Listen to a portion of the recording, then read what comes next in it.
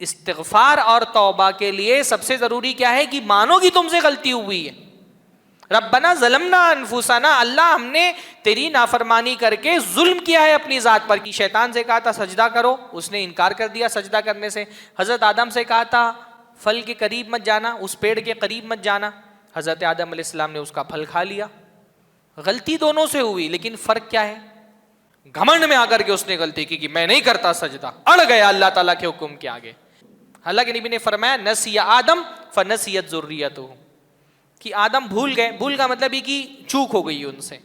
حضرت آدم کو فوراً احساس ہوا اور انہوں نے معافی مانگ لی، اور شیطان اڑ گیا کہ میں نہیں ہٹنے والا اس راستے سے. اللہ کے نبی نے خود فرمایا یعذب ناس من اہل التوحید حتی یکونوا فیہا ھمما، قیامت کے دن لوگ جہنم میں جلائے جائیں گے یہاں تک کہ جہنم میں جل کے کوئلہ ہو جائیں گے. اور یہ کون لوگ ہوں گے؟ اہل التوحید، توحید والے ہوں گے. ماشاءاللہ. نبی صلی اللہ علیہ وسلم کو خواب میں جہنم دکھائی گئی. وہ فرشتہ وہ وزنی پتھر اٹھاتا ہے اور اٹھا کر کے اس لیٹے ہوئے آدمی کے سر پہ پٹخ دیتا ہے. پھر فرشتہ پتھر اٹھانے کے لیے جاتا ہے، واپس آتا ہے، دیکھتا ہے دوبارہ اس کا سر جڑ چکا ہے. یہ کنٹینیو عذاب اس کے اوپر ہو رہا ہے. بتایا جاتا ہے یہ وہ بندہ تھا قرآن کا علم سیکھا لیکن اس پر عمل نہیں کیا، اور فرض نماز چھوڑ کر کے سوتا رہتا تھا. ایک بار اللہ تعالیٰ کا حکم آ گیا تو اس کی مخالفت میں جو عقلی دوڑے دوڑائے وہ ابلیس کے راستے پر ہے. اسی لیے پرانے علماء کہا کرتے تھے اول من قاس ابلیس، سب سے پہلے جس آدمی نے قیاس سے کام لیا وہ ابلیس ہے. شریعت لاجک کے استعمال کرنے سے نہیں رکھتی ہے، پر لاجک کا استعمال اللہ کے حکم کو سمجھنے کے لیے کرنا چاہیے، اللہ کے حکم کی مخالفت کے لیے نہیں کرنا چاہیے. شیطان نے جو لاجک کا استعمال کیا وہ اللہ کے حکم کی مخالفت کے لیے. اللہ تعالیٰ اس مجلس کو ہمارے لیے علم میں اضافے کا، ایمان میں زیادتی کا اور کردار میں اصلاح کا سبب بنائے. آج کے درس کے لیے بھی میں نے سورۃ البقرہ کی کچھ آیتوں کا انتخاب کیا ہے. اللہ تعالیٰ کی توفیق سے جتنا ممکن ہوگا انشاءاللہ تعالیٰ زیادہ سے زیادہ آیتوں پہ غور کرنے کی، ان کے معنی کی گہرائی میں اترنے کی اور ان سے علم و عمل کی باتیں سیکھنے کی ہم انشاءاللہ تعالیٰ کوشش کریں گے. سورہ بقرہ کی آیت نمبر 25 ہے. اللہ رب العالمین فرما رہے ہیں وَبَشِّرِ الَّذِينَ آمَنُوا وَعَمِلُوا الصَّالِحَاتِ أَنَّ لَهُمْ جَنَّاتٍ تَجْرِي مِن تَحْتِهَا الْأَنْهَارُ. اللہ کے نبی صلی اللہ علیہ وسلم آپ خوشخبری سنا دیں ان لوگوں کو جو ایمان لائے ہیں اور جنہوں نے صالح عمل کیا ہے کہ اللہ تعالیٰ نے ان کے لیے باغات بنائے ہوئے ہیں، جنتیں بنائی ہیں جن کے نیچے سے نہریں جاری ہوں گی. اللہ تعالیٰ نے یہاں پر اللہ کے نبی کو حکم دیا ہے کہ ایسے لوگوں کو آپ جنت کی خوشخبری سنائیں جن کے اندر دو چیزیں پائی جاتی ہیں، پہلا ایمان اور دوسرا عمل صالح. قرآن مجید میں جہاں بھی اللہ تعالیٰ نے جنت دینے کا وعدہ کیا ہے کہیں پر بھی اللہ تعالیٰ نے یہ نہیں کہا کہ صرف ایمان لے آؤ میں جنت دے دوں گا. جہاں بھی اللہ تعالیٰ نے جنت کا وعدہ کیا ہے وہاں ایمان کے ساتھ ایک اور چیز کو بطور شرط کے ذکر کیا ہے. وہ کیا ہے؟ عمل صالح. آج رمضان کے مہینے میں تو انشاءاللہ تعالیٰ آپ قرآن کی تلاوت کرتے ہی ہوں گے، اور اگر قرآن کی تلاوت آپ کے معمول میں شامل ہے تو یہ لفظ قرآن مجید میں بہت بار آتا ہے الذین آمنوا وعملوا الصالحات، کہ جو ایمان لائے اور جنہوں نے عمل صالح کیا انہی کو اللہ جہنم سے بچائے گا، انہی کو اللہ تعالیٰ جنت میں داخل فرمائے گا. ایمان کس کو کہتے ہیں؟ ایمان کی ڈیفینیشن کیا ہے؟ کون بتائے گا آپ میں سے؟ اب دیکھیں کتنی اہم ترین بات ہے. ہاں ہم سب مومن ہیں ماشاءاللہ، تو ایمان کی ڈیفینیشن تو ہم کو پتہ ہونی چاہیے. ایمان تین چیزوں سے مل کر کے بنتا ہے. پہلا تصدیق بالقلب، دل میں کسی چیز کا یقین رکھنا. ایمان کی شروعات کہاں سے ہوتی ہے؟ دل سے ہوتی ہے. دل میں یقین نہیں ہو تو ایمان نہیں ہوگا. تو شروعات ایمان کی کہاں سے ہوتی ہے؟ دل کے یقین سے. کیا کہتے ہیں اس کو؟ تصدیق بالقلب. موبائل وغیرہ ہو تو لکھ لیں اس کے اندر. کہا جاتا ہے نا کہ بہترین طالب علم وہ ہے جو اپنی اچھی مسموعات لکھ لیتا ہے اور اچھے مکتوبات یاد کر لیتا ہے. مطلب اچھا طالب علم وہ ہے کہ اچھی چیز سنتا ہے تو فوراً نوٹ کر لیتا ہے, اور جو نوٹ کیا ہوتا ہے اس میں اچھی چیزیں یاد کر لیتا ہے. تو پہلی چیز کیا ہے؟ تصدیق بالقلب, دل سے کسی چیز کی تصدیق کرنا. ہم سے کہا کہ اللہ پہ ایمان لاؤ, پہلا تقاضا کیا ہے؟ دل میں یقین کریں اللہ کے رب ہونے کا, اس کے معبود ہونے کا, ہے نا. ہم سے کہا رسول پر ایمان لاؤ, سب سے پہلے کیا کرنا پڑے گا؟ دل میں یقین کرنا پڑے گا کہ محمد صلی اللہ علیہ وسلم اللہ کی طرف سے بھیجے گئے رسول ہے. ہم سے کہا گیا قیامت پہ ایمان لاؤ, سب سے پہلے کیا کرنا پڑے گا؟ دل میں یقین رکھنا پڑے گا کہ قیامت آنے والی ہے, اعمال کا حساب و کتاب ہوگا. لیکن کیا صرف دل کا یقین کافی ہے ایمان کے لیے؟ نہیں. دل کے یقین کے بعد دوسری چیز کیا ضروری ہے؟ اقرار باللسان, زبان سے اقرار کرنا. کسی کے دل کے اندر پورے ایمان کے جتنے بھی ارکان ہیں سب کی تصدیق تو ہے, دل سے تو مانتا ہے, پر زبان سے اقرار نہیں کرتا. کیا ایسے شخص کو مومن کہا جائے گا؟ ہاں, دل سے مان رہا ہے اللہ تعالیٰ ایک ہے, محمد صلی اللہ علیہ وسلم اللہ کے رسول ہے, قیامت آئے گی, تقدیر ہے, جنت ہے, جہنم ہے, فرشتے ہیں, رسول ہیں, کتابیں, سب دل سے مان رہا ہے, زبان سے اقرار نہیں کر رہا. ایسا شخص مومن ہے یا کافر ہے؟ کیا خیال ہے؟ ہاں بولیے یا نہ بولیے. ایسا ہاں کافر ہے. دلیل اس کی کیا ہے؟ اس کی دلیل ہے ابو طالب. ابو طالب کو دل سے اللہ کے نبی صلی اللہ علیہ وسلم کی صداقت پر یقین تھا کہ نہیں تھا؟ سب کچھ جان رہے تھے کہ اللہ کے نبی صلی اللہ علیہ وسلم جھوٹ نہیں بول رہے, سچے رسول ہیں, آپ کا پیغام برحق ہے, لیکن زبان سے اقرار نہیں کیا. کوئی شخص جس کے دل میں یقین ہو لیکن وہ زبان سے اقرار نہ کرے, وہ شخص اللہ تعالیٰ کے ہاں مومن نہیں ہے نا. اچھا, اگر کوئی شخص زبان سے اقرار کر لے لیکن دل میں یقین نہ ہو تو ایسا شخص مومن ہے؟ کیا ہے پھر؟ وہ منافق ہے نا. جو زبان سے تو اقرار کر رہا ہو لیکن اس کے دل میں یقین نہ ہو, وہ کیا ہے؟ منافق.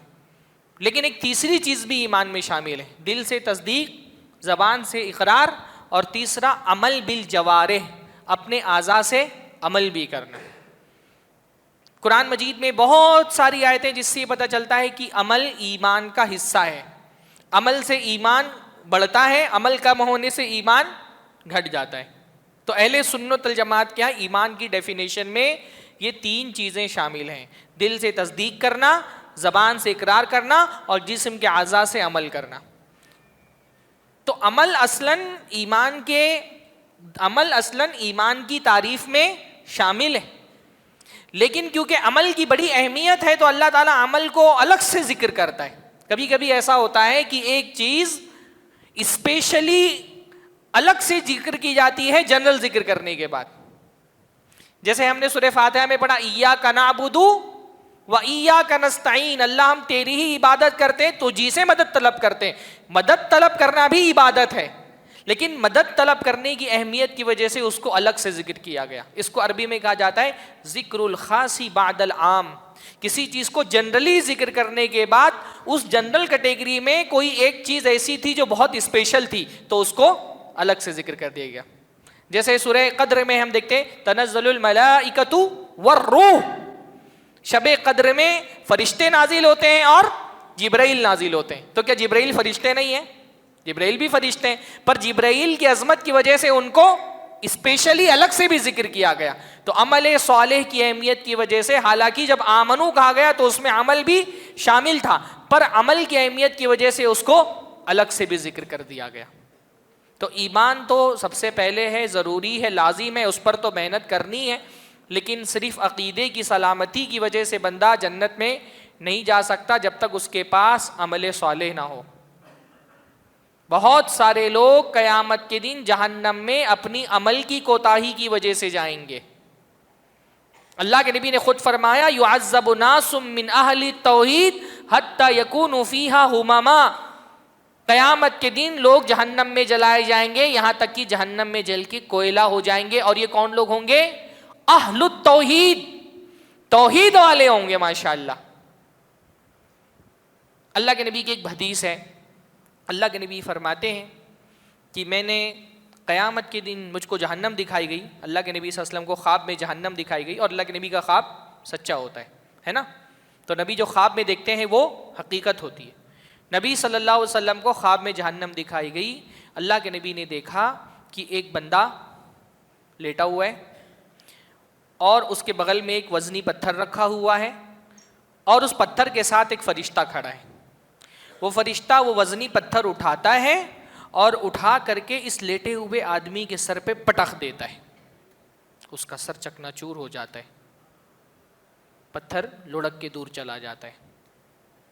فرشتہ جاتا ہے، دوبارہ وہ پتھر اٹھاتا ہے، جب تک فرشتہ پتھر اٹھا کے اس آدمی کے پاس پہنچتا ہے تب تک اس کا سر دوبارہ جڑ چکا ہوتا ہے۔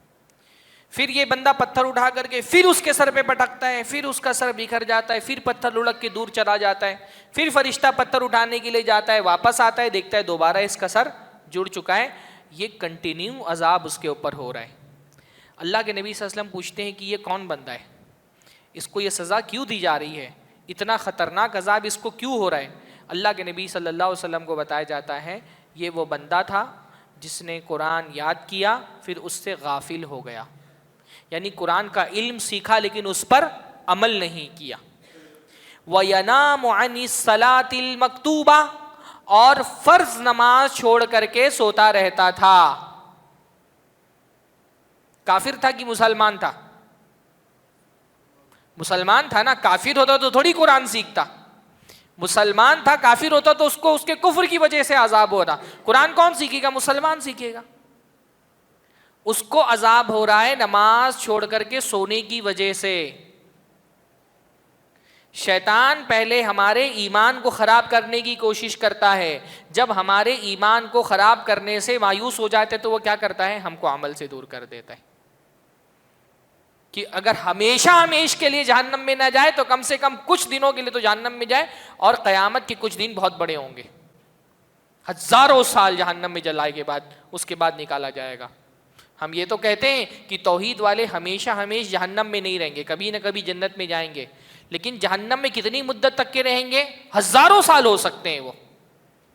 بلکہ جہنم کی بات تو اپنی جگہ، قیامت کے دن جو عذاب ہوگا جنت جانے سے جہنم جانے سے پہلے، حدیث میں آتا ہے کہ ایک بندے کو لایا جائے گا جس نے اپنے مال میں سے زکوٰۃ نہیں دی ہوگی، اس کا مال جمع کر کے پگھلایا جائے گا اور اس کے مال کو پگھلا کر کے اس سے اس کو چٹکا لگایا جائے گا، داغا جائے گا اس کو۔ ایک بندے کو لایا جائے گا جس کے جانوروں کی زکوٰۃ واجب ہو گئی تھی اور اس نے زکوٰۃ نہیں دی، اس کو لٹا دیا جائے گا، اس کے جانوروں کو زندہ کر دیا جائے گا، اس کے جانوروں کی سینگ اور کھر دنیا سے زیادہ نوکیلے ہوں گے، اور یہ جانور اس کو پیروں سے رونتے ہوئے، سینگوں سے مارتے ہوئے اس کے اوپر سے گزریں گے، ایک جانور، دوسرا جانور، تیسرا جانور، جب آخری جانور گزر جائے گا پہلا جانور واپس آ جائے گا۔ یہ عذاب اس کو ایک دن ہوگا، صرف ایک دن، پر قیامت کا ایک دن کتنا بڑا ہے؟ 50,000 سال کے برابر۔ 50,000 سال کے برابر صرف قیامت کے دن اس کو عذاب ہوگا۔ فَيَرَى سَبِيلَهُ إِمَّا إِلَى الْجَنَّةِ وَإِمَّا إِلَى النَّارِ، اللہ کے نبی فرماتے پھر اس کو اس کا راستہ دکھا دیا جائے گا، جنتی ہوگا تو جنت میں چلا جائے گا، جہنمی ہوگا تو جہنم میں چلا جائے گا۔ سبحان اللہ۔ یہ کافر ہوگا کہ مسلم ہوگا؟ یہ مسلم ہوگا، یہ مسلم ہوگا، اس کو اس کی عملی کوتاہی کی وجہ سے 50,000 سال قیامت میں عذاب بھگتنا پڑے گا۔ ممکن ہے کہ اس کے بعد جنت بھی چلا جائے، وہ ممکن ہے کہ اس کے بعد وہ جنت میں چلا جائے۔ کتنی بڑی بات ہے یہ۔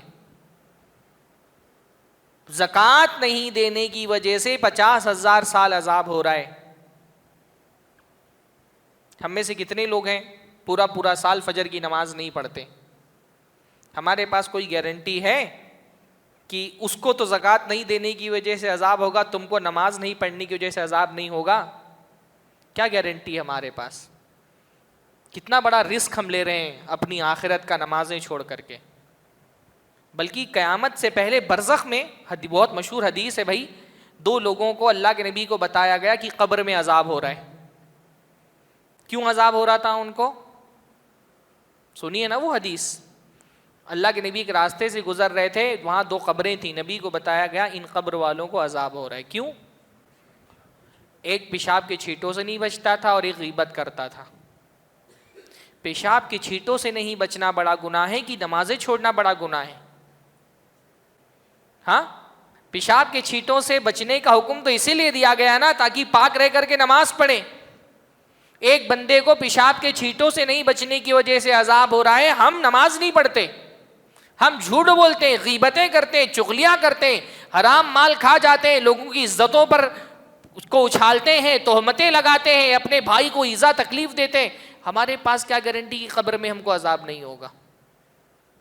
اس لیے اللہ کے بندو، ایمان عقیدہ بہت اہم ترین چیز ہے، لیکن کبھی کبھی شیطان صحیح عقیدے کو ہیلا بنا لیتا ہے عمل سے دور کرنے کے لیے. تو شیطان کے بہکاوے میں نہیں آنا. کبھی کبھی شیطان کیا کرتا ہے نا، صحیح عقیدے والے کو یہ شبہ دے دیتا ہے، تمہارا عقیدہ صحیح ہے، تم تو نمازیں مت پڑھو، روزے مت رکھو، زکوٰۃ مت دو، بہن کی جائیداد کھائے جاؤ، جھوٹ بولو، تمباکو کھاؤ، سگریٹ پیو، دنیا بھر کی غلطیاں کرو، بھائی عقیدہ صحیح ہے تو جنت میں ہی جاؤ گے.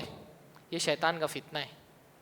صحیح عقیدے کے سہارے پر کبھی بھی دیکھیے سورہ بقرہ میں ایک آیت آئے گی، یہود جو ہے نا وہ کہا کرتے تھے لن تمسنا النار الا ایاما معدودا، کہ ہم کو تو جہنم کی آگ تھوڑے دن کے لیے چھوئے گی.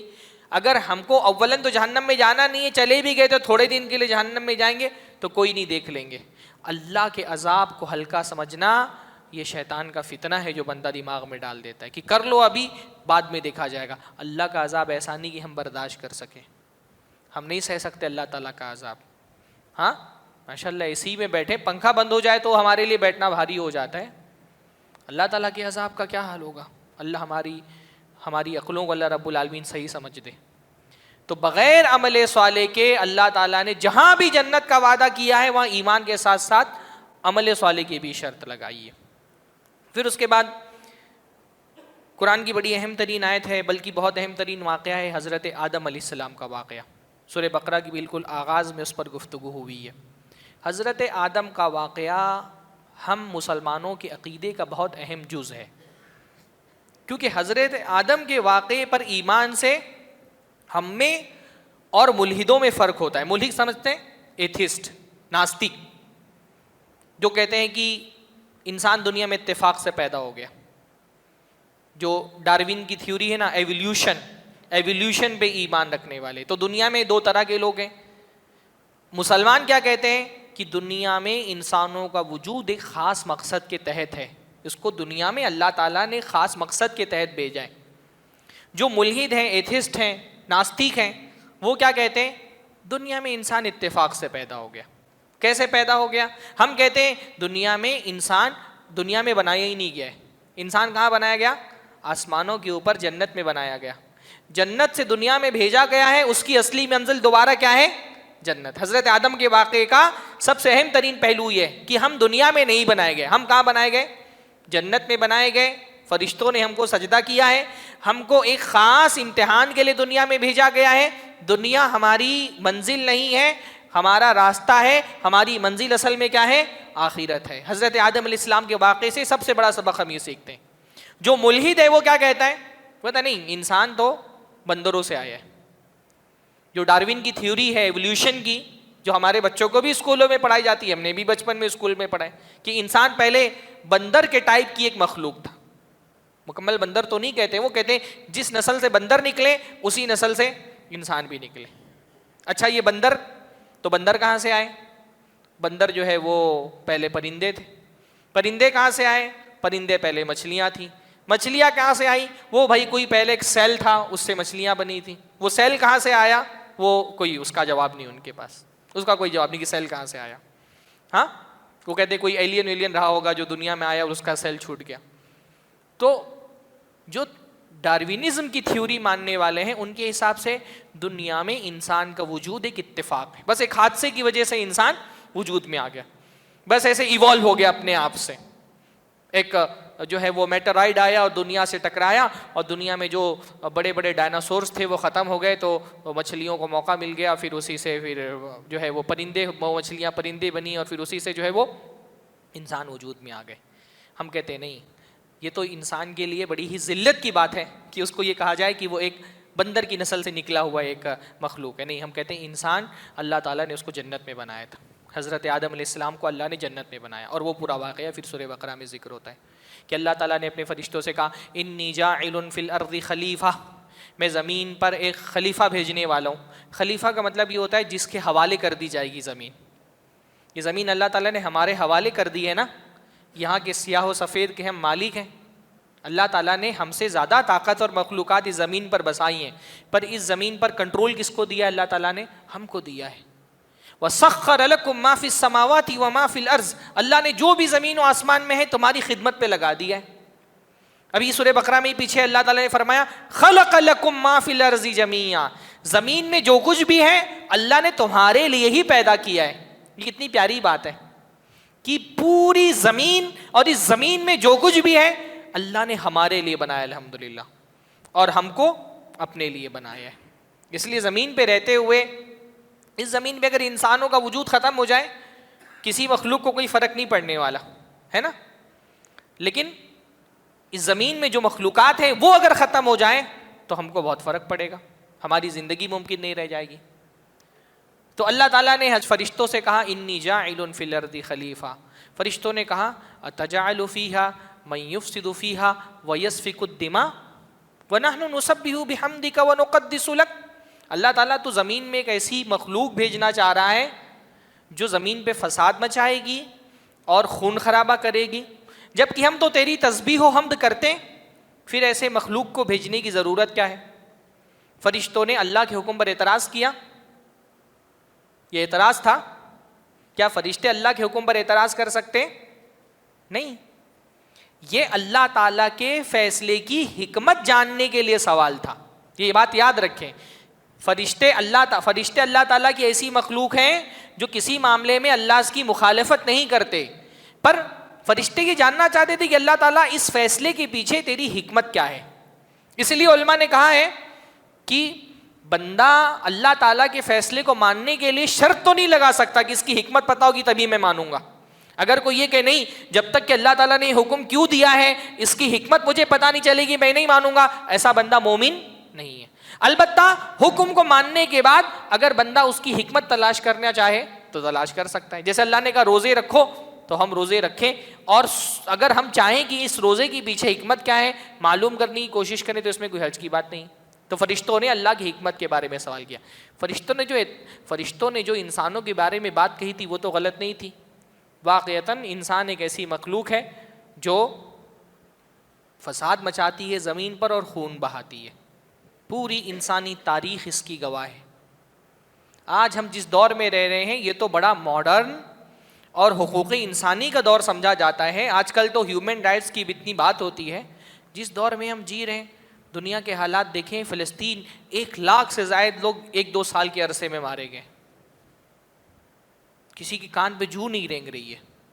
بڑی بڑی امن و آشتی کی بات کرنے والے، یونائٹڈ نیشن سے لے کر کے امریکہ تک جو پوری دنیا کا چودھری بنا ہوا ہے، امن عالم کی بات کرنے والے، ان معصوم بچوں پر ان کو رحم نہیں آ رہا جو اسرائیل کی ظالمانہ کارروائیوں کی وجہ سے کچل دیے گئے، مار دیے گئے، ہاسپٹل سے لے کر کے اسکول تک کچھ نہیں بچا۔ غزہ کی کیا حالت ہے اس وقت دنیا میں؟ یعنی آپ دیکھیں ہر ملک کی بجٹ کا سب سے بڑا حصہ توپیں، تلواریں، ٹینک، بم بنانے میں ہی جاتا ہے۔ ہر ملک اپنی بجٹ کا سب سے بڑا حصہ اپنی فوج پر لگاتی ہے، اپنے جنگی آلات پر لگاتی ہے۔ تو فرشتوں نے جو کہا تھا انسانوں کے بارے میں وہ غلط نہیں تھا۔ فرشتوں کو اندازہ تھا کہ اس بندے کو کیونکہ اس مخلوق کو اختیار دیا گیا ہے تو یہ کیا کرے گی؟ یہ خون بہائے گی، فساد مچائے گی۔ اللہ نے فرمایا لیکن اس مخلوق کے بارے میں جو میں جانتا ہوں وہ تم نہیں جانتے۔ پھر حضرت انسان کی فضیلت، اس کا مقام اور اس کا مرتبہ ثابت کرنے کے لیے فرشتوں کے سامنے اللہ تعالیٰ نے حضرت آدم کو ایک چیز دی۔ کیا دیا؟ مال دیا، عہدہ، منصب دیا، کیا دیا؟ علم دیا۔ وَعَلَّمَ آدَمَ الْأَسْمَاءَ كُلَّهَا، اللہ تعالیٰ نے آدم کو علم دیا چیزوں کے ناموں کا، اور پھر فرشتوں سے کہا بتاؤ ان چیزوں کے نام۔ اب فرشتوں نے کہا سبحانک لا علم لنا الا ما علمتنا، اللہ تیری ذات پاک ہے، ہم کو تو اتنا ہی علم ہے جتنا تو نے ہم کو علم دیا ہے۔ پتہ کیا چلا؟ 2 باتیں۔ پہلی یہ بات کہ فرشتے عالم الغیب نہیں ہوتے. فرشتے خود اپنی زبان سے کیا کہہ رہے ہیں؟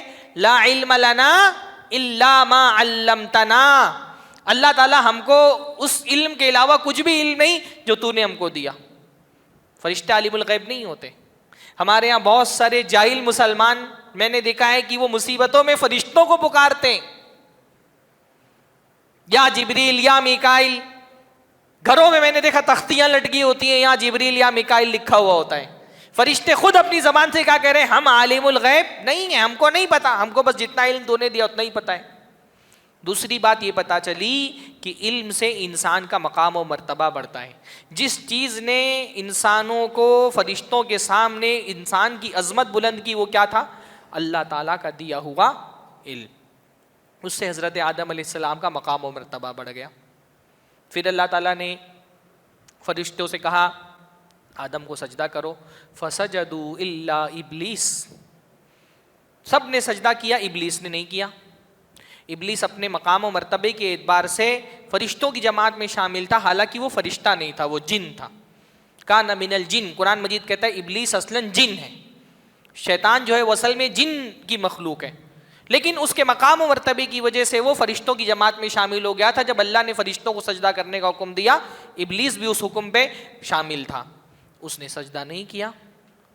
اس نے کہا خلقتنی من نار وخلقتہ من طین. اللہ میں اس کو سجدہ نہیں کرنے کا.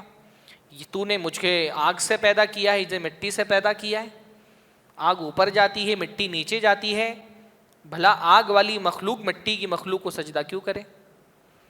اڑ گیا اللہ کے حکم کے سامنے، عقل چلانے لگا. پتا چلا اللہ کا حکم آنے کے بعد اس کے خلاف عقل چلانا یہ ابلیس کا کام ہے نا. ایک بار اللہ تعالیٰ کا حکم آ گیا تو اس کی مخالفت میں جو عقلی دوڑے دوڑائے وہ ابلیس کے راستے پر ہے. اسی لیے پرانے علماء کہا کرتے تھے اول من قاس ابلیس. سب سے پہلے جس آدمی نے قیاس سے کام لیا وہ ابلیس ہے. شریعت لاجک کے استعمال کرنے سے نہیں رکھتی ہے، پر لاجک کا استعمال اللہ کے حکم کو سمجھنے کے لیے کرنا چاہیے، اللہ کے حکم کی مخالفت کے لیے نہیں کرنا چاہیے. شیطان نے جو لاجک کا استعمال کیا وہ اللہ کے حکم کی مخالفت کے لیے، اور حسد کا شکار ہو گیا. ہاں علماء نے کہا ہے نا حسد سے بچو، کیونکہ آسمان میں اللہ کی جو سب سے پہلی نافرمانی ہوئی وہ حسد کی وجہ سے ہوئی، اور زمین پر سب سے پہلا جو جرم ہوا وہ حسد کی وجہ سے ہوا. آسمان میں سب سے پہلی نافرمانی یعنی ابلیس نے حضرت آدم کو سجدہ کرنے سے کیوں انکار کیا؟ حسد میں مبتلا ہو گیا، اپنے آپ کو تکبر کرتے ہوئے بڑا سمجھنے لگا. حضرت آدم علیہ السلام کی فضیلت اس کو برداشت نہیں ہوئی.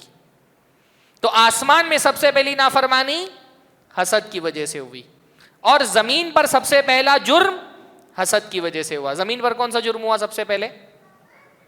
قابل نے حابل کو قتل کیا. کیوں؟ کیونکہ حابل کو جو فضیلت ملی تھی قابل اس کی وجہ سے اس کے حسد کا شکار. اب اس نے انکار کر دیا، اللہ تعالیٰ نے اس کو راندے درگاہ کر دیا، مردود قرار دے کر کے جنت سے نکال دیا. لیکن اس نے اپنی سرکشی سے باز نہیں آیا حضرت آدم علیہ السلام سے، کیونکہ وہ حسد تھا. تو اس نے حضرت آدم علیہ السلام کے لیے پلان بنایا کہ حضرت آدم علیہ السلام کو اللہ تعالیٰ کی نافرمانی کروانا ہے. اللہ تعالیٰ نے حضرت آدم علیہ السلام سے کہا جنت میں داخل ہو جاؤ اور جو کھانا پینا ہے مزے سے کھاؤ پیو سوائے ایک پیڑ کے. وَلَا تَقْرَبَا هَذِهِ الشَّجَرَةَ. اس پیڑ کے قریب بھی مت جانا. قریب جانا منع تھا یا کھانا منع تھا؟ اصل کون سی چیز منع تھی؟ پیڑ سے پھل نہیں کھانا ہے نا، پیڑ سے پھل نہیں کھانا تھا. لیکن اللہ تعالیٰ نے کیا کہا؟ قریب بھی مت جاؤ. حالانکہ قریب جانے سے جنت سے نہیں نکالے جاتے، وہ پھل کھانے سے نکالے جاتے. پر کیونکہ قریب جانا یہ پھل کھانے کا ایک سبب بن سکتا تھا تو اللہ تعالیٰ نے اس سے بھی منع کر دیا. اس لیے علماء نے کہا ہے گناہ سے بچنے کے لیے ضروری ہے کہ ان چیزوں سے بھی بچا جائے جو فی نفسی تو گناہ نہیں ہے لیکن وہ گناہ کا راستہ کھولتے ہیں، ان سے بھی روک دیا جائے. کہا گیا اس پیڑ کے قریب نہیں جانا ہے. اب شیطان کو اللہ رب العالمین نے اجازت دی تھی، چھوٹ دی تھی کہ وہ حضرت آدم علیہ السلام سے گفتگو کر سکتا تھا، وسوسے ڈال سکتا تھا ان کے دماغ میں. تو شیطان نے حضرت آدم علیہ السلام، جب حضرت آدم کو اللہ تعالیٰ نے پیدا کیا تھا نا، تو حضرت آدم علیہ السلام بہت اللہ تعالیٰ کی انسان اللہ تعالیٰ کی بڑی اعلیٰ مخلوق ہے، پر ایک چیز ایسی ہے انسان کے پاس، ایک چیز انسان کے پاس ایسی نہیں ہے جو فرشتوں کے پاس ہے. وہ کیا؟ کہ فرشتے ہمیشہ زندے رہنے والے، فرشتوں کو موت نہیں آتی، انسان کو موت آتی ہے. اور انسان کی یہ کمزوری شیطان کو پتہ تھی، تو اس نے حضرت آدم علیہ السلام کو بہکانے کے لیے پلان کیا بنایا؟ ابلیس نے حضرت آدم علیہ السلام سے کہا الا ادلکم علی شجرۃ الخلد، کہ آدم میں تم کو ایک پیڑ بتاتا ہوں، اس کا پھل تم نے کھا لیا تو ہمیشہ ہمیشہ زندہ رہو گے، پھر تم کو موت نہیں آئے گی. شیطان نا ہماری سائیکالوجی کا بہت ماہر ہے، اس کو ہماری نفسیات کی باریکیاں بہت پتہ ہیں، ہماری کمزوریاں بہت اچھے سے پتہ ہیں. اس کو پتہ ہے کہ انسان کی کون سی نس کمزور ہے، اسی کمزور نس پر وہ وار کرتا ہے. اس کو ہماری آرزویں تمنائیں پتہ ہیں، اور انہی آرزوؤں کو، ہماری تمناؤں کو، ہماری شہوتوں کو استعمال کر کے ہم کو اللہ رب العالمین کے راستے سے ہٹانے کی کوشش کرتا ہے وہ. تو اس نے کہا الا ادلکم علی شجرۃ الخلد، آدم میں تم کو بتاؤں شجرۃ الخلد کہاں ہے؟ اچھا، شجرۃ الخلد کتنا پیارا نام ہے. شجرۃ الخلد کا مطلب کیا ہوتا ہے؟ دا ٹری آف ایٹرنیٹی، ہمیشگی والا پیڑ، ایسا پیڑ جس کا پھل کھانے والے امر ہو جاتے ہیں، ان کو کبھی موت نہیں آتی. کتنا پیارا نام دیا اس نے اس پیڑ کو. حالانکہ وہ پیڑ تھا جس کا پھل کھانے سے حضرت آدم علیہ السلام جنت سے نکالے جانے والے تھے. اس پیڑ کا پھل کھانا گناہ تھا، نافرمانی تھی. شیطان نے کیا کیا؟ سب سے پہلے اس پیڑ کو ایک خوبصورت سا نام دیا. شیطان انسان کو بہکانے کے لیے یہ ٹرک اس کی نا کامیاب ٹرک ہے. کیا؟ برائی کو خوبصورت ٹائٹل دو، عنوان اچھا دو، نام اچھا دو. برائی کو کیا کرنا؟ شیطان کیا کرتا ہے؟ برائی کی پیکیجنگ کرتا ہے. اور برائی کی پیکیجنگ میں اس کا کام کیا ہے؟ اس کا کام یہ ہے کہ اس کی مارکیٹنگ اچھی کرو. اور مارکیٹنگ میں سب سے اہم کیا ہوتا ہے؟ ٹائٹل اچھا دو، چیزوں کو نام اچھا دو. آج کے دور میں بھی شیطان یہی کرتا ہے. ہاں، شیطان نے فحاشی کو کتنا خوبصورت سا نام دے دیا ہے، فیشن. ہاں، ننگے پن کو شیطان نے کیا نام دے دیا؟ کانفیڈنس. زنا کو شیطان نے کیا نام دیا؟ عشق، لو، محبت. ہمارے معاشرے میں، ہماری سوسائٹی میں عشق و محبت کے نام پہ جو کچھ بھی ہو رہا ہے وہ سوائے زنا کے اور کچھ ہے؟ ہاں، لیکن زنا کو اگر زنا کہا جائے گا تو اس کو پروموٹ نہیں کر سکتا ہے نا. تو شیطان نے زنا کو خوبصورت سا نام دے دیا، لو. ایک لڑکا جب کسی لڑکی سے بولتا ہے آئی لو یو، تو اس کا مقصد کیا ہوتا ہے؟ میں تمہارے ساتھ زنا کرنا چاہتا ہوں. یہ لڑکیاں بے وقوف بہک جاتی ہیں. ہاں، تو شیطان کیا کرتا ہے؟ وہ دیکھو ہمارے معاشرے میں جو آدمی کاروبار میں جتنا بڑا بےمان ہے، مارکیٹ میں اس کو اتنا ہی ہوشیار سمجھا. اس نے بےمانی کا نام ہوشیاری دے دیا ہے. جو جتنا بڑا بےمان ہے بڑا ہوشیار ہے بھائی. تو شیطان ہر دور میں یہی کرتا ہوا آیا ہے کہ وہ کیا کرتا ہے؟ گناہوں کو ٹائٹل اچھا دیتا ہے. وہ پیڑ جس کا پھل کھانے سے حضرت آدم علیہ السلام سے جنت کا لباس چھینا جانا تھا، جس کو قریب جانے سے بھی منع کر دیا تھا، شیطان نے اس کو خوبصورت سا نام دیا، شجرۃ الخلد، دا ٹری آف ایٹرنیٹی، ہمیشگی والا پیڑ. اور بہکا کر کے اچھا اللہ تعالیٰ قرآن بھی فرماتے ہیں فَأَزَلَّهُمَ الشَّيْطَانُ، شیطان نے دونوں کو بہکایا. یا تو قرآن مجید میں یہ الفاظ آئے ہیں کہ شیطان نے دونوں کو بہکایا، یا یہ الفاظ آئے کہ شیطان نے آدم کو بہکایا. ہاں، پورے قرآن مجید میں کہیں پر یہ نہیں آیا کہ شیطان نے حضرت حوا کو بہکایا اور حضرت حوا نے حضرت آدم کو بہکایا. جو بائبل ہے، بائبل آج کے دور میں جو اولڈ ٹیسٹمنٹ ہے وہ اٹھا کے آپ پڑھیں گے، یہودیوں کی کتاب، تو اس میں یہ دکھے گا آپ کو کہ شیطان نے پہلے آ کر کے حضرت حوا کو بہکایا، پھر حضرت حوا نے حضرت آدم کو بہکایا. اس لیے جو اہل کتاب ہیں، یہود ہوں یا نصارہ ہوں، وہ سمجھتے ہیں کہ دنیا میں ساری برائیوں کی جڑ عورت ہے، کیونکہ اسی عورت کی وجہ سے انسان کو جنت سے نکال کر کے دنیا میں بھیجا گیا. اس لیے برائی کا نام انگلش میں کیا ہے؟ ایول. ایول کس سے بنا ہے؟ ایو، حضرت حوا کے نام سے بنا ہے برائی کا نام. لیکن قرآن مجید یہ نہیں کہتا. قرآن یہ کہتا ہے کہ شیطان نے اصلاً حضرت آدم علیہ السلام کو بہکایا تھا. اور جب حضرت آدم کو بہکایا تو حضرت حوا کا یہ کام تھا کہ حضرت آدم کو نافرمانی سے روکتی.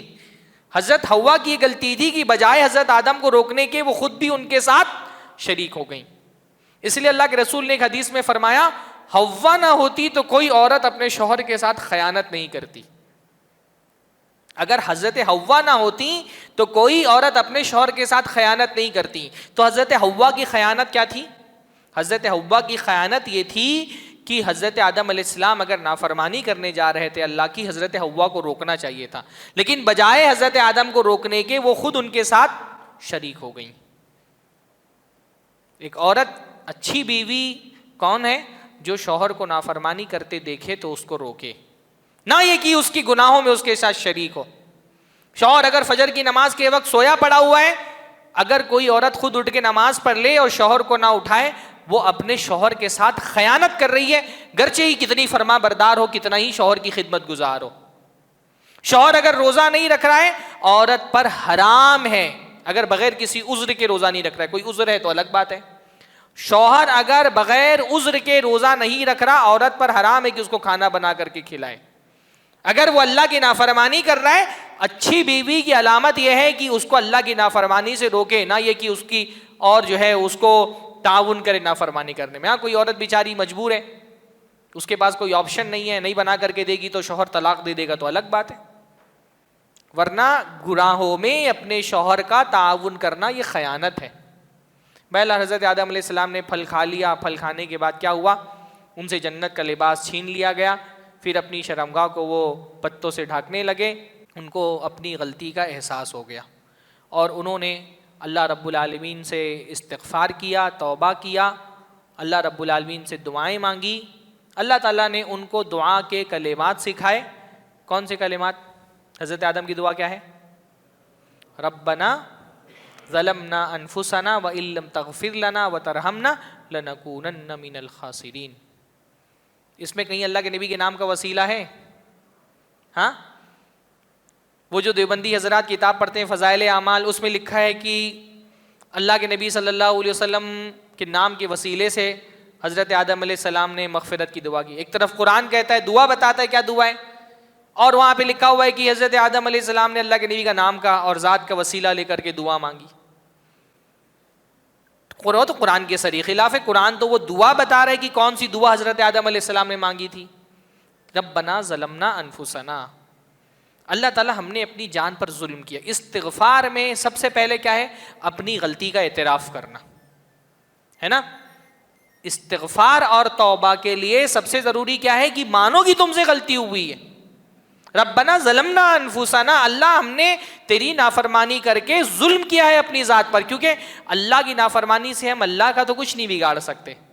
ہمارے گناہوں سے، ہماری نافرمانی سے اللہ کے شان میں کوئی کمی نہیں آنے والی. ہمارے گناہ، ہماری نافرمانیاں خود ہمارے لیے نقصان دہ ہیں. تو ہم نے اپنی ذات پر ظلم کیا ہے تیری نافرمانی کر کے، اور تو بخشے گا نہیں، تو معاف نہیں کرے گا، تب تو ہمارا بڑا نقصان ہو جانے والا ہے. دعائیں کی، اللہ تعالیٰ نے دعا قبول کر لی اور اللہ رب العالمین نے معاف کر دیا. اچھا دیکھو، غلطی شیطان سے بھی ہوئی تھی اور غلطی حضرت آدم سے بھی ہوئی تھی، ہے نا. دونوں نے نافرمانی کی تھی. شیطان سے کہا تھا سجدہ کرو، اس نے انکار کر دیا سجدہ کرنے سے. حضرت آدم سے کہا تھا پھل کے قریب مت جانا، اس پیڑ کے قریب مت جانا. حضرت آدم علیہ السلام نے اس کا پھل کھا لیا. غلطی دونوں سے ہوئی، لیکن فرق کیا ہے؟ شیطان میں اور انسان میں کیا فرق کیا ہے؟ پہلا فرق تو یہ ہے کہ شیطان کی غلطی تکبر کی وجہ سے تھی. گھمنڈ میں آ کر کے اس نے غلطی کی کہ میں نہیں کرتا سجدہ، اڑ گیا اللہ تعالیٰ کے حکم کے آگے.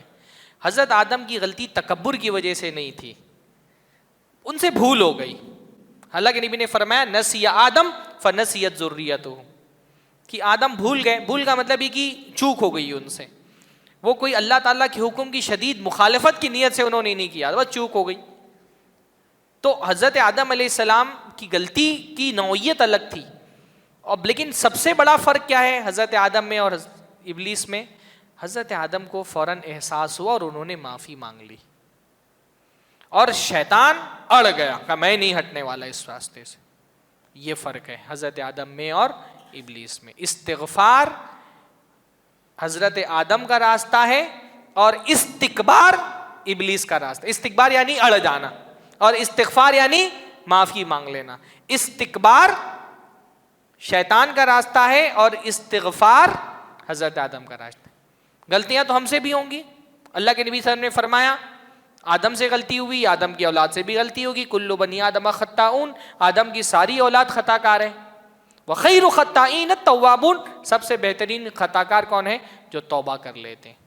معافی مانگ لو, معافی نہیں مانگو گے تو ابلیس کے راستے پر چلے جاؤ گے, معافی مانگو گے تو حضرت آدم علیہ السلام کے راستے پر چلے ہوگے. تو بہرحال حضرت آدم علیہ السلام کے قصے میں اور بھی بہت سارے فوائد ہیں, انشاءاللہ تعالیٰ آگے سورۃ الاعراف میں اس کا ذکر آئے گا. پھر اس کے بعد حضرت آدم کے واقعے کے بعد بنی اسرائیل کا ذکر شروع ہوتا ہے. بنی اسرائیل کن کو کہا جاتا ہے؟ حضرت ابراہیم علیہ السلام جب وہ توحید کی دعوت لے کر کے کھڑے ہوئے, حضرت ابراہیم نے توحید کہاں سے سیکھی تھی؟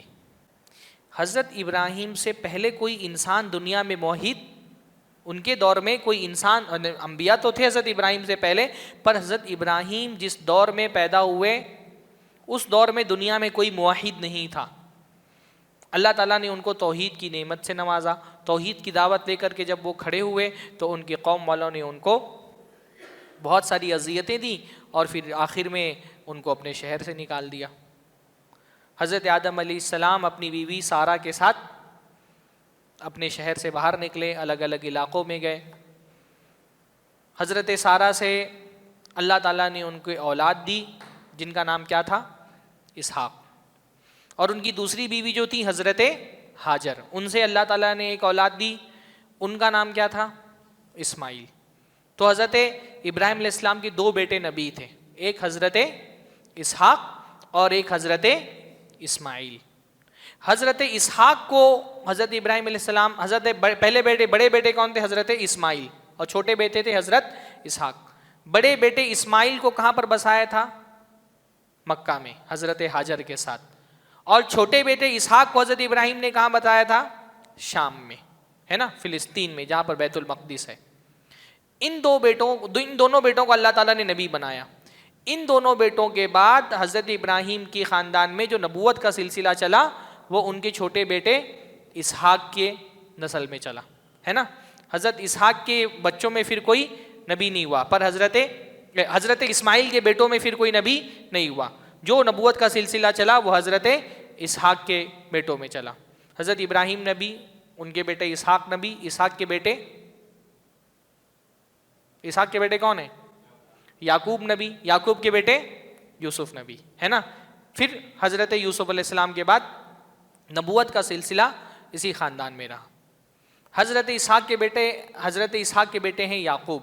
حضرت یعقوب کا لقب ہے اسرائیل. تو جب کہا جاتا ہے بنی اسرائیل تو مطلب کیا ہوتا ہے؟ حضرت یعقوب کی جو نسل چلی یہ بنی اسرائیل ہے. ہاں, یہ بنیادی طور پہ یہودی ہیں. یہ جب یہودی کہا جاتا ہے تو یہ بنی اسرائیل کے لوگ مراد ہوتے ہیں. تو حضرت اسحاق کے بعد نبوت کا جو سلسلہ چلا وہ حضرت یعقوب کی اولاد میں چلا, اور حضرت یعقوب ہی کی اولاد, ان کی خاندان اور ان کی ذریت کو بنی اسرائیل کہا جاتا ہے. یہ لوگ اصلاً کہاں کے تھے؟ حضرت اسحاق کو کہاں بسایا تھا؟ شام میں. ہاں, تو یہ مصر, تو پھر حضرت موسیٰ علیہ السلام تو مصر گئے تھے فرعون سے نجات دلانے کے لیے. حضرت اسحاق کو تو شام میں بسایا تھا نا.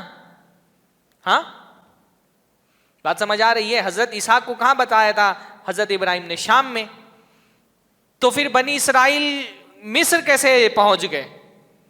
فرعون تو مصر کا ہے نا, ایجپٹ کا ہے, اور اس نے بنی اسرائیل کو کیسے غلام بنا لیا؟ پھر کون جواب دے گا؟ ہاں, یوسف علیہ السلام کے زمانے میں. یوسف علیہ السلام کے سورہ یوسف جب آپ پورا واقعہ پڑھتے ہیں تو کیا ہوتا ہے؟ حضرت یوسف علیہ السلام کے بھائی ان کو کنویں میں ڈال دیتے ہیں اور پھر وہاں سے وہ مصر پہنچ جاتے ہیں. پھر جب وہ بادشاہ بنتے ہیں تو پورا بنی اسرائیل مصر چلے جاتے ہیں, ہے نا, مصر چلے جاتے ہیں. پھر حضرت یوسف علیہ السلام کی بادشاہت ختم ہونے کے بعد فرعون بادشاہ بنتا ہے اور وہ پھر کئی سالوں کے بعد وہ بنی اسرائیل کو اپنے غلام بنا لیتا ہے. تو پھر اس کے بعد حضرت موسیٰ علیہ السلام بھیجے جاتے ہیں, وہ بنی اسرائیل کو فرعون کے ظلم سے نجات دلا کر کے اور دوبارہ ان کو کہاں لانے کی کوشش کرتے ہیں؟ فلسطین لانے کی کوشش کرتے ہیں. یہ پورا واقعہ ہے بنی اسرائیل کا، یہ خاکہ میں نے آپ لوگوں کے سامنے پیش کر دیا۔ اب حضرت اسحاق کے اولاد میں نبوت ہمیشہ بنی اسرائیل میں رہی۔ حضرت موسیٰ آئے، حضرت موسیٰ، حضرت یوسف نبی بنے، حضرت یوسف کے بعد بہت سارے نبی بنے، حضرت موسیٰ نبی بنے، اس کے بعد بہت سارے انبیاء آئے۔ یہ نبوت ہمیشہ بنی اسرائیل ہی میں چلتی رہی۔ اللہ تعالیٰ نے بنی اسرائیل کو بڑا عظیم مقام دیا تھا۔ سورہ بقرہ آپ پڑھیں گے نا، بار بار اللہ تعالیٰ فرماتا ہے یا بنی اسرائیل اذکروا نعمتی التی انعمت علیکم، اے بنی اسرائیل یاد کرو میری نعمتیں جو میں نے تم پر کی ہیں۔ اتنی بیشبہ نعمتیں اللہ تعالیٰ نے دی کہ دنیا کی کسی قوم کو وہ نعمتیں نہیں دی گئیں، وہ مقام و مرتبہ عطا فرمایا گیا جو مقام و مرتبہ دنیا میں کسی قوم کو نہیں ملا۔ وانی فضلتکم علی العالمین، ہم نے سارے جہانوں پر تم کو فضیلت دی۔ سب سے بڑی نعمت تو یہ تھی کہ اللہ تعالیٰ نے ان میں نبی پیدا کیے، بادشاہ پیدا کیے، بڑے بڑے انبیاء۔ حضرت اسحاق کے بعد جتنے بھی انبیاء کے نام آپ جانتے ہیں وہ سب کے سب کس کے تھے؟ بنی اسرائیل سے تھے۔ حضرت موسیٰ، حضرت عیسیٰ، حضرت زکریا، حضرت یحییٰ، حضرت داؤد، یہ سب کون تھے؟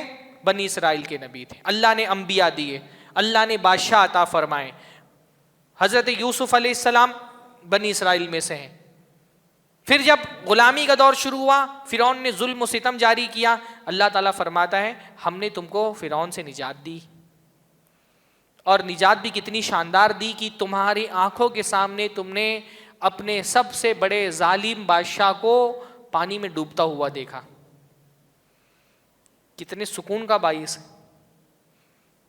ہاں، جس نے آپ کی قوم پر ظلم کی، ستم کی انتہا کر دی ہو، اس کو اپنی آنکھوں کے سامنے اپنی فوج کے ساتھ ڈوبتا ہوا دیکھو، کتنا سکون ہے یہ، کتنی بڑی نعمت ہے یہ۔ ہاں، قرآن مجید میں اللہ رب العالمین نے فرمایا کہ یاد کرو وہ دن جب ہم نے تم کو فرعون کے ظلم و ستم سے نجات دی۔ وَإِذْ فَرَقْنَا بِكُمُ الْبَحْرَ فَأَنْجَيْنَاكُمْ وَأَغْرَقْنَا آلَ فِرْعَوْنَ وَأَنْتُمْ تَنْظُرُونَ، ہم نے فرعون کو اور اس کے پوری فوج کو تمہاری آنکھوں کے سامنے ڈوبتا ہوا دکھا دیا۔ مطلب اس وقت ہندوستان کے جو چنندہ نام ہے نا مسلمانوں پہ ظلم کرنے والے، اگر اپنی آنکھوں کے سامنے اللہ کے عذاب کا شکار ہوتے ان کو دیکھو، کتنا دل کو ٹھنڈک محسوس ہوگی۔ اللہ تعالیٰ وہ ٹھنڈک ہم کو عطا فرما دے دلوں کی۔ تو فرعون کے ظلم و ستم کو دیکھنے کے بعد اس کو ڈوبتا ہوا دیکھا۔ اب حضرت موسیٰ علیہ السلام کا کام یہ تھا کہ مصر سے نکال کر کے بنی اسرائیل کو کہاں لے کر کے جانا تھا؟ ان کی اصلی جگہ پر، فلسطین میں، شام میں، جو برکتوں والی زمین ہے۔ تو بنی اسرائیل کو لے کر کے نکلے لاکھوں کی تعداد میں۔ اب یہ لاکھوں کی تعداد میں لوگ ہیں، ان کی ضرورت کیسے پوری ہوگی؟ کھلے ہوئے میدان میں، مقام تیہ میں، تو اللہ تعالیٰ نے کیا کیا؟ بدلی کے لیے، سائے کے لیے آسمان میں بدلیاں بھیج دی۔ کتنی بڑی نعمت ہے یہ۔ ہاں، کھانا پینا کیسے؟ یہ لاکھوں کی تعداد میں لوگ ہیں، ان کے کھانے پینے کا انتظام کیسے ہوگا؟ تو اللہ تعالیٰ نے کیا کیا؟ منہ سلوا دے دیا۔ ہاں، من جو ہے وہ ایک خاص طرح کی، جیسے شبنم گرتی ہے نا، ایک خاص طرح کی وہ سیت کی طرح گرتی تھی، اس کو جمع کرتے تھے وہ حلوہ کی طرح، اور جھنڈ کے جھنڈ پرندے ایسے تھے جو آتے تھے سلوا سے، اور وہ آ کر کے بیٹھ جاتے تھے، ان کو پکڑ لیتے تھے اور کھاتے پیتے تھے۔ کھانے کے لیے اتنا زبردست انتظام لاکھوں کی تعداد میں میدان میں اللہ تعالیٰ نے کر دیا، ورنہ تو بھوک سے مر جاتے ہی وہاں پر۔ اتنی بڑی تعداد میں لوگ موجود تھے، پانی چاہیے تھا، تو کیا کیا اللہ تعالیٰ نے؟ ہاں، حضرت موسیٰ سے کہا کہ تم اپنی لاٹھی مارو، لاٹھی ماری اور 12 چشمے پھوٹ پڑے۔ 12 چشمے کیوں پھوٹے؟ کیونکہ 12 قبیلے تھے نا۔ حضرت یعقوب علیہ السلام کے کتنے بیٹے تھے؟ 12 بیٹے تھے، تو ان 12 بیٹوں سے 12 قبیلے نکلے تو 12 چشمے پھوٹ پڑے۔ اتنی نعمتیں اللہ تعالیٰ نے کی، لیکن ان نعمتوں کے باوجود یہ قوم ہمیشہ اللہ کی نافرمان رہی، سرکشی کرتی رہی۔ ہر نعمت کا جواب اس نے ناشکری سے دیا۔ اللہ تعالیٰ نے ان کی آنکھوں کے سامنے ابھی غرق کیا تھا فرعون کو، اور جیسے ہی دریائے قلزم پار کر کے نکلے تو انہوں نے دیکھا کہ کوئی قوم ایک بت کی پوجا کر رہی ہے، تو حضرت موسیٰ سے کہا اجعل لنا الہا کما لہم آلہہ، کہ موسیٰ ہم کو بھی ایک بت بنا کر کے دو جیسے ان کے معبود ہیں۔ اللہ اتنی نعمتیں کر رہے ہیں اور بجائے توحید پر رہنے کے حضرت موسیٰ سے کہہ رہے ہیں ہم کو بھی ایک معبود چاہیے جس کی ہم عبادت کر سکیں۔ اللہ رب العالمین نے کہا فلاں شہر میں داخل ہو جاؤ، سجدہ کرتے ہوئے تو اکڑ کر کے داخل ہو رہے ہیں، کہا ہتتن کہہ کر کے داخل ہو تو اللہ تعالیٰ کے کلمے کو بلندی. یہ پورا سورہ بقرہ میں ان کے یہ سورہ بقرہ ایک طرح سے بنی اسرائیل کی چارج شیٹ ہے. چارج شیٹ میں کیا ہوتا ہے؟ جرائم لکھے جاتے ہیں نا, اللہ تعالیٰ نے ان کے جرائم لکھے کہ اللہ تعالیٰ نے تم پر اتنی نعمتیں کی, ہر نعمت کا جواب تم نے اللہ تعالیٰ کی ناشکری اور نافرمانی سے دیا. یہ انتہائی بدبخت قوم ہے اور اس کی بدبختی آج تک کے جاری آپ دیکھ رہے ہیں. تو یہ پوری سورہ بقرہ کی ایک پہلا حصہ جو ہے نا وہ بنی اسرائیل کا بیان ہے کہ اللہ نے اتنی نعمتیں کی پر تم مسلسل اللہ رب العالمین کی نعمتوں کا جواب تم نے نافرمانی سے دیا, اور ان نافرمانیوں اور سرکشیوں کی وجہ سے اللہ نے جو ٹائٹل تم کو دیا تھا افضل ترین امت ہونے کا, وہ ٹائٹل اللہ تعالیٰ نے تم سے چھین لیا. اور وہ ٹائٹل کس کو دے دیا گیا؟ اس امت کو. وَكَذَلِكَ جَعَلْنَاكُمْ أُمَّةً وَسَطًا.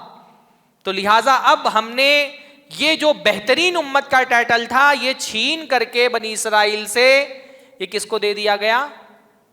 اللہ کے نبی محمد رسول اللہ صلی اللہ علیہ وسلم کی امت کو. حضرت اسحاق کے بعد نبوت ساری کہاں سے چل رہی تھی؟ ان کے خاندان میں, حضرت یعقوب کے خاندان میں. لیکن جب اس قوم نے سرکشی کی تو جو آخری نبی, عظیم ترین نبی آنے والا تھا وہ بنی اسرائیل میں نہیں آیا بلکہ کہاں پر آیا؟ بنو اسماعیل میں آیا. حضرت اسماعیل کے خاندان میں حضرت اسماعیل کے بعد صرف ایک نبی ہوئے, اور وہ کون ہے؟ پیارے نبی محمد رسول اللہ صلی اللہ علیہ وسلم. تو نبوت کی جو فضیلت تھی وہ بنی اسرائیل سے لے کر کے پھر کس کو دے دی گئی؟ ان کی سرکشیوں اور طغیانیوں کے بعد بنو اسماعیل میں اللہ کے نبی صلی اللہ علیہ وسلم کو دے دی گئی. اور بنو اسرائیل کو جو فضیلت حاصل تھی بہترین امت ہونے کی, وہ فضیلت بھی چھین کر کے وہ کس کو دے دی گئی؟ وہ حضرت محمد الرسول اللہ صلی اللہ علیہ وسلم کی امت کو دے دی گئی. یہاں تک کی بات سمجھ میں آ رہی ہے نا کہ اللہ تعالیٰ نے جو عظمتیں دی, فائدہ دی ہے, جو اللہ رب العالمین نے نعمتیں عطا فرمائی, کیونکہ یہ قوم سرکشی کرتی رہی تو اس کی فضیلتیں لے لی گئیں, اس کو اس منصب سے معزول کر دیا گیا, وہ جو ٹائٹل تھا وہ چھین لیا گیا. اب پیچھے لوٹیے. حضرت ابراہیم علیہ السلام نے حضرت اسحاق کو کہاں بسایا تھا؟ شام میں. شام میں اللہ تعالیٰ کی عبادت کا گھر کون سا ہے؟ بیت المقدس. اور حضرت اسماعیل کو کہاں بسایا تھا؟ ہاں, مکہ میں. مکہ میں اللہ تعالیٰ کی عبادت کے لیے کون سا گھر ہے؟ کعبہ. تو جب نبوت کا سلسلہ بنو اسحاق میں ختم ہو گیا, بنو اسرائیل میں ختم ہو گیا اور بنو اسماعیل میں آ گیا, تو جو قبلہ تھا بنو اسحاق کے یعنی بیت المقدس شام میں تھا. اصولی بات تو یہ تھی کہ اب وہ قبلہ بھی کہاں آ جانا چاہیے, کیونکہ اب نبوت کہاں چلی گئی ہے؟ بنو اسماعیل میں. تو قبلہ بھی کس کو بنا دیا جانا چاہیے؟ کعبۃ اللہ کو بنا دیا جانا چاہیے, ہے نا. تو اللہ کے نبی صلی اللہ علیہ وسلم کے بارے میں جب سیقول السفہاء دوسرا پارہ شروع ہوتا ہے, ہاں, اس میں اللہ تعالیٰ فرماتا ہے قد نرى تقلب وجهك في السماء. اللہ کے نبی صلی اللہ علیہ وسلم, ہم یہ دیکھ رہے ہیں کہ آپ کا چہرہ بار بار آسمان کی طرف اٹھ رہا ہے. اللہ کے نبی صلی اللہ علیہ وسلم بھی یہ بات جانتے تھے, سمجھتے تھے کہ اب کیونکہ نبوت بھی بنو اسماعیل میں آ گئی ہے تو قبلہ بھی بنو اسماعیل کا جو مقام ہے کعبۃ اللہ, اس کو قبلہ بنا دیا جانا چاہیے. تو اللہ کے نبی صلی اللہ علیہ وسلم بار بار آسمان کی طرف دیکھتے تھے. کیوں دیکھتے تھے بھائی آسمان کی طرف اللہ کے نبی؟ کون ہے آسمان میں؟ ہاں, اللہ ہے. تو کچھ لوگ تو کہتے ہیں اللہ تعالیٰ ہر جگہ ہے. ہاں, اگر اللہ تعالیٰ ہر جگہ ہے تو اللہ کے رسول صلی اللہ علیہ وسلم آسمان کی طرف کیوں دیکھتے تھے؟ قرآن میں ہزاروں دلیلیں اس بات کی موجود ہے کہ اللہ تعالیٰ کہاں ہے؟ آسمانوں کے اوپر. اس میں سے ایک دلیل یہ بھی ہے کہ اللہ کے نبی صلی اللہ علیہ وسلم اللہ سے دعائیں کرتے ہوئے کہاں دیکھتے تھے؟ آسمان. اس کا مطلب اللہ تعالیٰ کہاں ہے؟ آسمانوں کے اوپر ہے. اتنی واضح آیتیں ہونے کے باوجود بھی ہمارے بہت سارے مسلمان ان سے پوچھو اللہ کہاں ہے, بولیں گے اللہ ہر جگہ ہے. ہاں, بلکہ علماء نے باقاعدہ یہ کہا ہے کہ دعا کرتے ہوئے ایک ادب یہ بھی ہے کہ کبھی کبھی آسمان کی طرف دیکھا جائے, اس سے دعا کی قبولیت کا امکان بڑھ جاتا ہے. تو اب تک کہ اللہ کے نبی صلی اللہ علیہ وسلم, کیونکہ اللہ کے نبی جب آئے تو جو پرانی شریعتی تھی جن کے احکام منسوخ نہیں ہوئے تھے, اللہ کے نبی اس پر ہی عمل کرتے تھے. اور اب تک کے انبیاء کا قبلہ کیونکہ بیت المقدس تھا, تو جب تک اللہ کے نبی مکہ میں تھے تب تک تو اللہ کے نبی کعبے کے سامنے ایسے چہرہ کرتے تھے کہ بیت المقدس بھی سامنے ہوتا ہے. یعنی اللہ کے نبی جو ہے وہ نارتھ کی طرف چہرہ کرتے تھے, تو نارتھ کی طرف اگر کعبہ کی طرف آپ نارتھ میں رکھیں تو کعبہ اور بیت المقدس دونوں آپ کے سامنے آ جائے گا. پر جب اللہ کے نبی صلی اللہ علیہ وسلم ہجرت کر کے مدینہ میں آ گئے تو مدینہ میں نارتھ میں بیت المقدس تھا اور ساؤتھ میں کعبہ تھا, تو اب دونوں طرف تو چہرہ نہیں کر سکتے تھے. تو پرانی شریعت کا اعتبار کرتے ہوئے اللہ کے نبی چہرہ تو کرتے تھے بیت المقدس کی طرف, لیکن اللہ کے نبی کی دل سے چاہت یہ تھی کہ یہ قبلہ تبدیل ہو جائے. اور اللہ تعالیٰ اپنے نبی سے کتنی محبت کرتا ہے. اللہ فرمایا ہے فَلَنُوَلِّيَنَّكَ قِبْلَةً تَرْضَاهَا, اللہ کے نبی جو قبلہ آپ چاہتے تھے ہم نے اس کی طرف آپ کو پھیر دیا. یعنی یہ اللہ تعالیٰ کی حکمت ہے, لیکن اللہ تعالیٰ اس حکمت اور اس فیصلے کے لیے بنیاد کیا بنا رہا ہے کہ نبی آپ کو پسند تھا کیونکہ وہ قبلہ, تو آپ کی پسند کے حساب سے قبلہ تبدیل کر دیا گیا. تو یوں تحویل قبلہ کا واقعہ پیش آیا جو سورہ بقرہ کا بہت اہم ترین موضوع ہے. اب یہ قبلہ تبدیل ہوا تو سب سے پہلی تکلیف تو یہودیوں کو ہوئی, ان کو کیونکہ بھائی ظاہر سی بات ہے کیونکہ وہ بنی اسرائیل تھے, بنی اسرائیل کا اصل جو وطن تھا وہ شام تھا, بیت المقدس تھا, تو ان کے لیے تو بڑی تکلیف کی بات تھی. انہوں نے شور مچانا شروع کیا کہ یہ کون سا انوکھا نبی آ گیا ہے, اب تک تو انبیاء بیت المقدس کی طرف چہرہ کر کے نماز پڑھتے تھے, اب اس نے چہرہ تبدیل کرنے کی طرف.